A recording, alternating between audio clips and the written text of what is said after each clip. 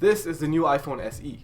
It's the newest iPhone released, but it's not the best iPhone you can buy. This phone is for all those people out there that have been holding on to their iPhone 5S. But Apple released their brand new iPhone SE, which they also claim that is as powerful as their iPhone 6S. In my opinion, it's just a very improved iPhone 5S. So anyone buying this phone will always ask themselves three questions. How well does it perform? What's the difference between the 5S and SE? And who should buy this device?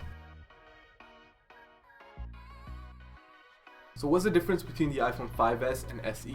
Mainly the SE comes with a brand new Apple's A9 chip, which is also found in their iPhone 6S. You're also getting an NFC chip for Apple Pay. Quick side note for our Canadian viewers, Apple Pay is pretty much limited here in Canada and only works with Amex cards. Lastly, you're getting Apple's brand new 12 megapixel camera.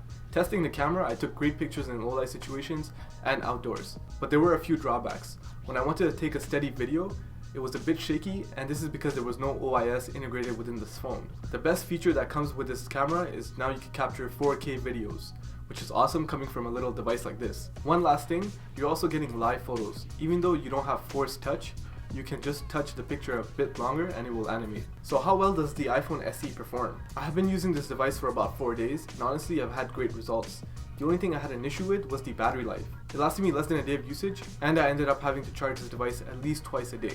Sometimes even 3. Even though I am a power user, someone that uses their battery moderately will still end up charging their device during the day. This makes sense with a small device like this, as it's only rocking a 1642 mAh battery.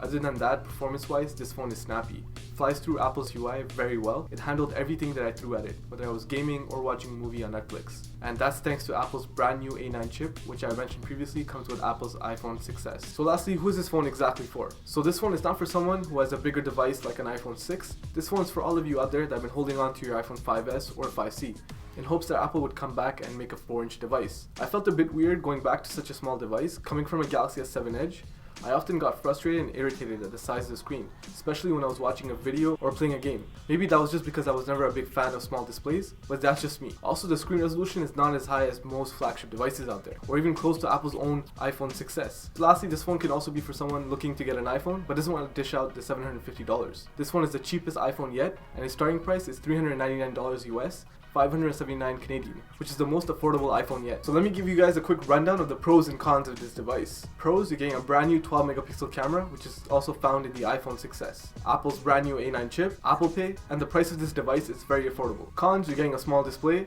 but it all comes down to what you prefer. Some of us prefer bigger displays and some of us don't. Battery life can still be improved upon. You're getting first gen Touch ID. The front facing camera is still at 1.2 megapixel, and the base model starts at 16 gigabytes, which is not enough for most people. There's no force touch. And finally, the screen has a very low resolution at 640 by 1136. At $100 with a 2-year service agreement here in Canada, that's a price tag that is very compelling for most people. So if you're looking for an affordable smartphone, or someone who is still holding on to their iPhone 5S and was waiting for Apple to come back and make a 4-inch device with better specs, then by all means, do so and buy this device because you won't regret it. This phone is very impressive and will give you the best bang for your buck. So if you guys like this review, please share, like, and subscribe. And if you found this review to be helpful in any way, I would really appreciate it if you guys give us a thumbs up. If you would like us to review any other products, let us know in the comments below, and see you guys in the next video.